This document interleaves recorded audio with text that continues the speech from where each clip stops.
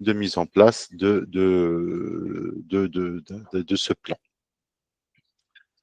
Euh, Plus ou moins l'avant-dernier principe qui est le Safety Training for Managers. Donc là, comme j'ai dit, j'ai attaché également un document sur les Training Requirements. Il faut savoir que l'OSHA, dans le cadre du programme de formation, éducation et sensibilisation, plus déjà, le nombre des standards, c'est aux alentours de 300. OK, 300 standards. Il y a beaucoup de standards. Hein. C'est 300 standards de l'OSHA qui sont d'ordre obligatoire, mandatory. Et plus de 100 standards exigent des actions de formation. Donc, plus de 100 standards sur les 300 exigent des actions de formation formelles. Donc, l'employeur doit vraiment apporter la preuve que avant dans le cadre de l'utilisation, par exemple, des produits dangereux, l'utilisation des machines, sur l'électricité, le travail en hauteur, donc tout ça, il a répondu. Et parfois, c'est vraiment des annexes qui ressemblent à des systèmes de management. L'annexe E, par exemple, sur le Hazard Communication, le standard 1200, 1910 1200, l'annexe E ou le standard 120 sur le Hazard Communication ou HAZCOM.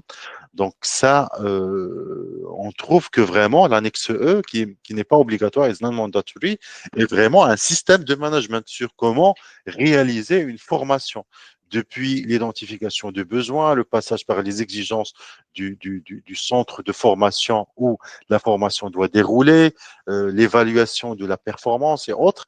Tout ça, il passe vraiment dans le cadre très structuré de ces exigences de ce programme.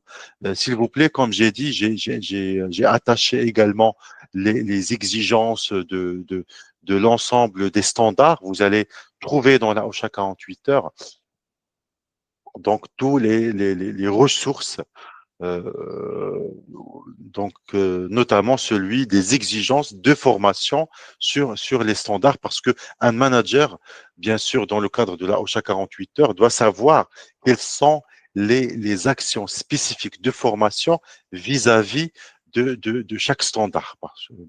Parce que c'est ces employés, ces subordonnés qui vont travailler donc l'espace confiné, les travails en hauteur. Donc, il y a des actions précises de formation. Comme j'ai dit, parfois, c'est vraiment décrit par un système de management de la formation. Donc, c'est très poussé. L'OSHA fait la différence entre ce qu'ils appellent le Program Awareness et le Training. OK? Donc, et c'est là, c'est conforme. On reste, par exemple, la ISO 45001, on va trouver, après la ressource, dans le cas, le 7e chapitre qui est support 7.1, c'est le ressources, et on va juste après trouver qu'on parle de sensibilisation et de compétences. OK? Donc, la différence plus ou moins entre la formation et l'instruction ou la sensibilisation, instruction, c'est plus ou moins dans le monde professionnel, s'appelle sensibilisation. L'instruction a pour but un programme d'awareness, OK? De rendre le public, les employés, les salariés informés, aware. OK, c'est le terme aware, ça veut dire informer sur des règles de l'entreprise. Donc, qui ne demande pas quelque chose de pratique. On vous demande rien. On ne va pas vous demander de pratiquer. On va venir vous dire, attention, on va afficher, on va coller un signe d'interdiction d'entrée et de sortie dans les passages de secours. On vous demande rien. On vous demande pas d'aller les vérifier. On vous demande juste de respecter. Ça, l'OSHA appelle ça un programme awareness. OK? Dans un deuxième temps, c'est le programme training programme. Le training programme, c'est là on vous demande de former. Et la formation, en principe, c'est le savoir-faire. Donc, lorsqu'il s'agit d'un job, d'un travail, conduire un engin, entrer dans un espace confiné, mettre en place le lag-out, tag-out. Donc, il y a la pratique. Donc, dans le job, par exemple, on peut avoir un awareness programme sur les hazard communication. OK? Donc, on peut faire, par exemple, un programme d'information, d'awareness sur le nouveau standard HASCOM qui est aligné avec le système général harmonisé. On va vous dire, voilà, le système général harmonisé, il est basé sur les 28 classes et chaque classe, on va trouver des catégories, on va vous présenter les pictogrammes. Voilà, donc on vous demande, c'est un programme d'information, d'instruction. Par contre, on ne peut pas adopter la même chose lorsqu'il s'agit d'un training, de formation pratique. Lorsqu'il s'agit d'un programme de formation pratique, on va venir vous former et un passage à la démonstration est obligatoire. On ne va pas juste vous sensibiliser sur comment utiliser les filtres et les cartouches des filtres de gaz, de protection contre les gaz toxiques. Vous devez vraiment démontrer que vous savez les utiliser, les porter, remplacer les filtres et ainsi de suite. Donc ça, c'est vraiment un programme. Donc on aura toujours un awareness training, hein, make sure everyone know how to contact with questions or ideas, make sure par exemple sur les process de reporting. On vous demande pas de reporter, donc mais c'est juste d'être informé parce que ça fait pas partie de votre travail, mais d'être informé qu'en cas de d'urgence, voilà comment il faut faire lorsqu'il s'agit d'un programme d'un accident de travail.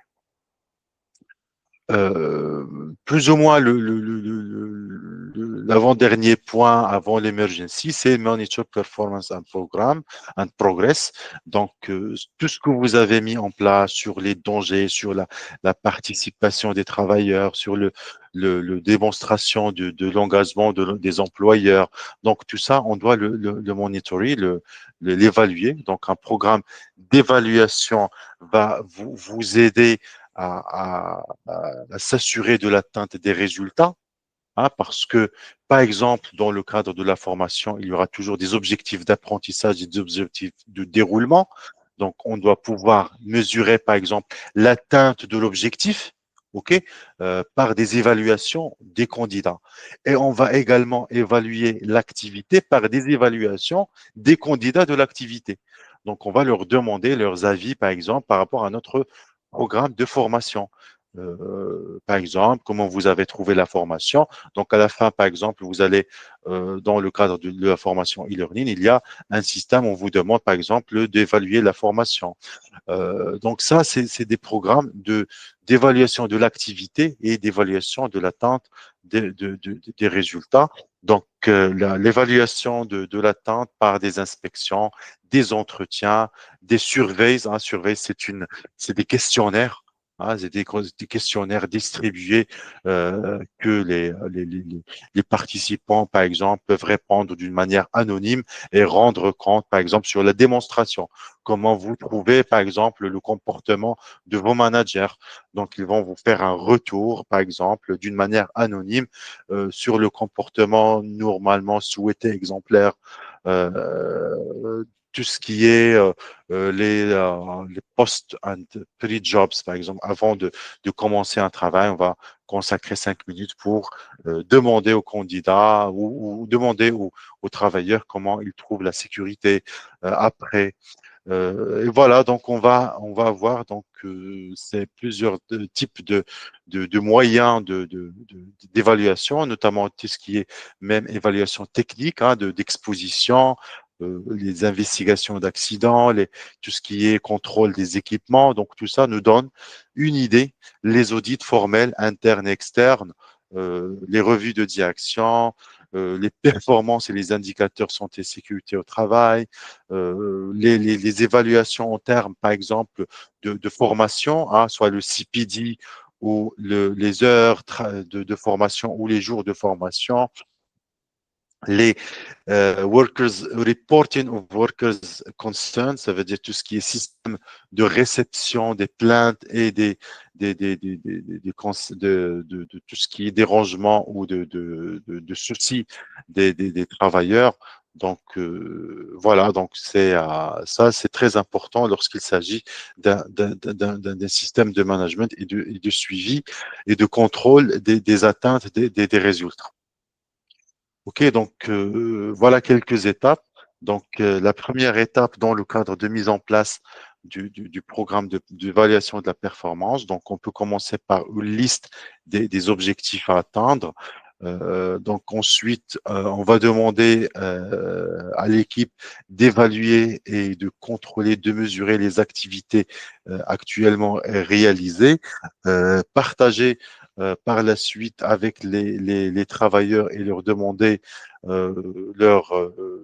d'ajouter des commentaires ou ce qu'ils pensent par rapport à l'atteinte de ces plus ou moins de ces résultats, et puis un plan de conduite additionnel pour mesurer l'atteinte des objectifs, soit d'activité ou de résultats. Ensuite, bien sûr, dans le cadre évidemment de la roue de Demine, on doit venir apporter des corrections. Donc apporter, votre programme doit être actualisé.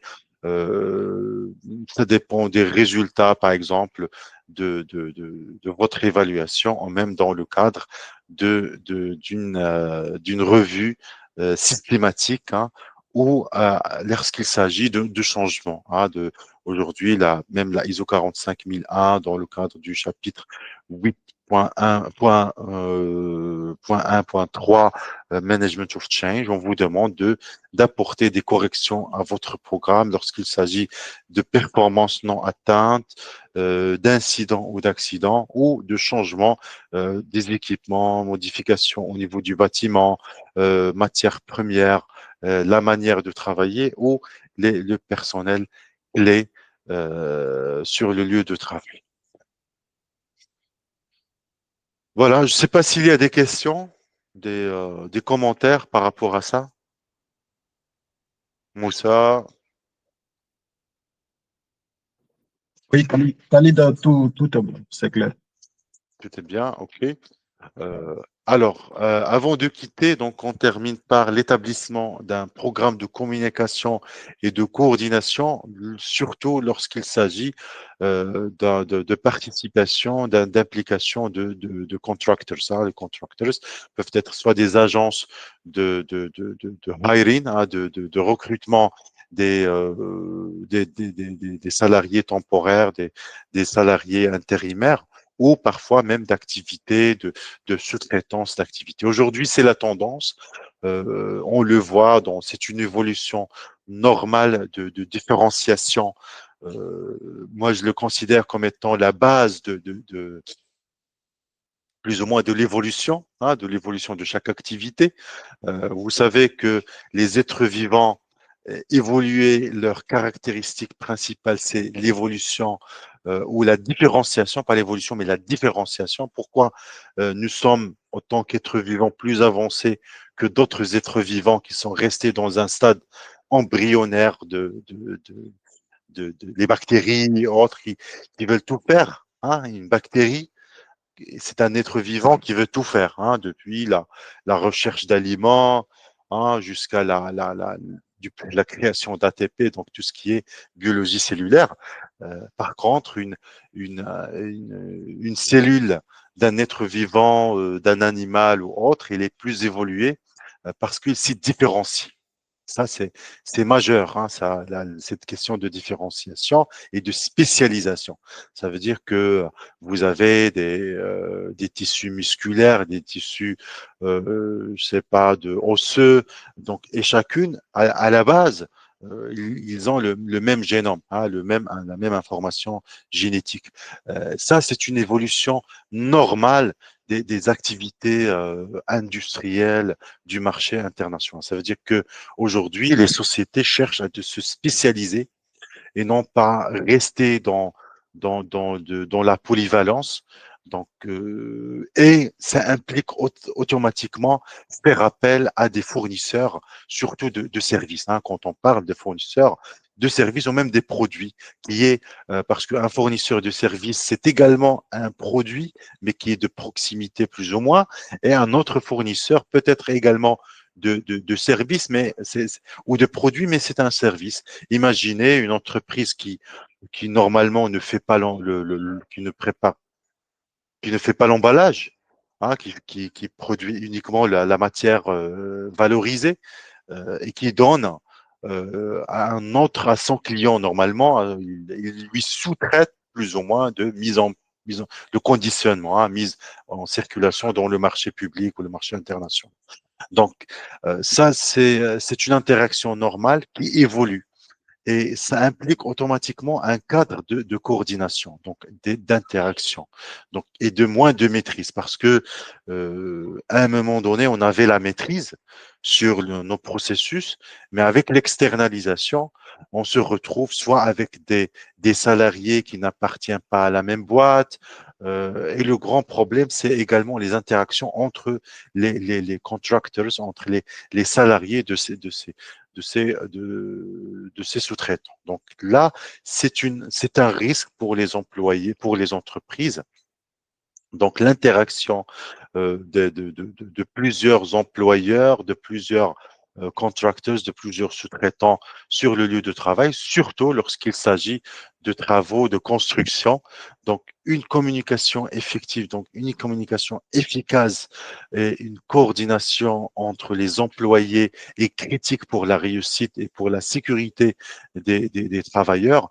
Donc chaque entreprise peut générer des dangers liés à son propre activité, mais parfois qui peuvent dépasser le delà de son périmètre et impacter l'autre activité d'entreprise à côté. Donc ça, l'entreprise, le housing, l'entreprise qui siège ces interactions doit prendre en considération une bonne communication et coopération entre tous les salariés, que ce soit des salariés temporaires qui sont recrutés par des agences de recrutement pour les host employers ou les contract employers qui sont généralement des travailleurs de sous-traitants ou de subcontractors. Donc, soit en termes d'analyse de risque, de détermination de périmètre, d'interaction entre les différents travailleurs. Donc, toutes ces interactions doivent être bien gérées et l'entreprise doit démontrer qu'il est en capacité de gérer ces interactions entre différents employeurs. Ainsi, il peut adhérer au système et au programme OSHA de gestion de guidelines, hein, de gestion volontaire de santé et sécurité au travail. Donc, pour ne pas alourdir cette première séance, donc comme j'ai dit, je l'ai fait uniquement dans le cadre d'une introduction. Donc, probablement, c'est prévu de faire 2 séances pour la 48 heures, mais généralement, on va réfléchir de la rendre 3 séances et de voir la possibilité de reprogrammer probablement une suite de cette première séance pour laisser la main aux autres participants de poser des questions. Donc, cette première introduction va être enregistrée et intégrée dans votre compte.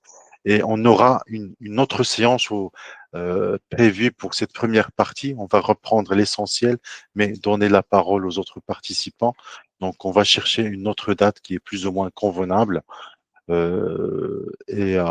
Voilà, donc on va arrêter cette première séance maintenant. Donc, je ne sais pas si vous avez des questions ou des remarques par rapport à cette intégration d'un système volontaire. Comme j'ai dit, la principale particularité que vous devez adopter dans le cadre de cette formation 48 heures, c'est que l'OSHA, et en plus de son rôle d'agence fédérale qui s'assure de la conformité, il a des programmes de coopération.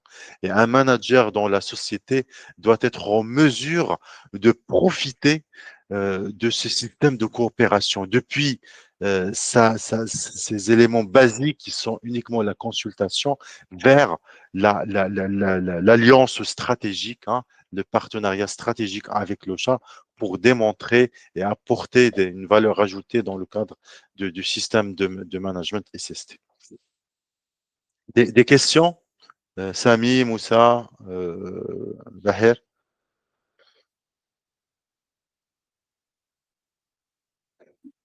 J'ai juste une remarque Oui, en comparant OSHA 30 heures à OSHA 48 heures. Je pense Oui. que OSHA 48 heures est destiné pour les responsables plus que les travailleurs et les superviseurs et tout ça.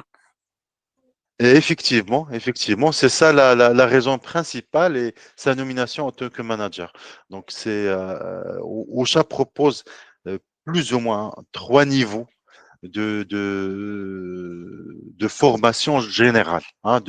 Il propose d'autres formations parce que par la suite, il va rentrer dans les formations de tout ce qui est Hazwhopper, PSM. C'est vraiment des formations spécifiques mais dans le cadre de sa formation générale à destination de l'ensemble des salariés, des employeurs, il propose la formation initiale de 10 heures qui est, qui est dont le principal but, c'est vraiment de sensibiliser les travailleurs sur leurs rôles et droits, surtout sur leurs droits et leurs possibilités d'interaction avec, c'est une formation d'une journée dans laquelle le travailleur prend conscience de ses droits vis-à-vis de l'OSHA, qu'il a la possibilité de réclamer, qu'il a la possibilité de participer dans les inspections de l'OSHA. Ensuite, la formation 30 heures, il peut intégrer des travailleurs, mais dans le cadre des États-Unis, de travailleurs qui sont capables de digérer, de comprendre l'information en relation avec les standards et les chefs d'équipe, les superviseurs, les animateurs. Ensuite, et ça c'est dans le cadre, l'OSHA 30 heures, c'est principalement sensibiliser les employeurs et leurs managers également sur leurs responsabilités vis-à-vis de la loi. Ça veut dire qu'il y a des lois et on vous présente les standards majeurs qu'il faut respecter. Et la formation 48 heures, c'est une formation sur les systèmes de management. Si on rentre dans le management, on rentre dans la question comment assurer la conformité, mais également sa durabilité. Donc, dans une approche volontaire d'alignement avec le standard OSHA, qui est parmi les premiers. Son apparition, c'est 1989, avant l'OSAS. Il faut savoir qu'avant l'ESAS, كان عندهم هذا le système. Ils avaient un système qui parlait du leadership, il parlait de participation des travailleurs, avant même l'apparition de l'OSAS en 1999. Parce que et ensuite, l'Organisation internationale du travail a mis en place également un système de management qui s'appelle ILO 2001, OSH 2001, mais c'est en 2001. Donc, et ensuite, bien sûr, ISO 45001 que dernièrement en 2018. Donc, mais HADA, qui constitue principalement, qui a vu plusieurs modernisations par la suite, mais c'est depuis 1989, au moins qui a les points leadership, participation des travailleurs, formation, voilà, pour s'assurer que, mais quand juste avec le respect, aveugle, c'est de la réglementation, je dois la respecter, mais bien comprendre et s'assurer que vraiment les travailleurs respectent et bien sûr assurer sa durabilité.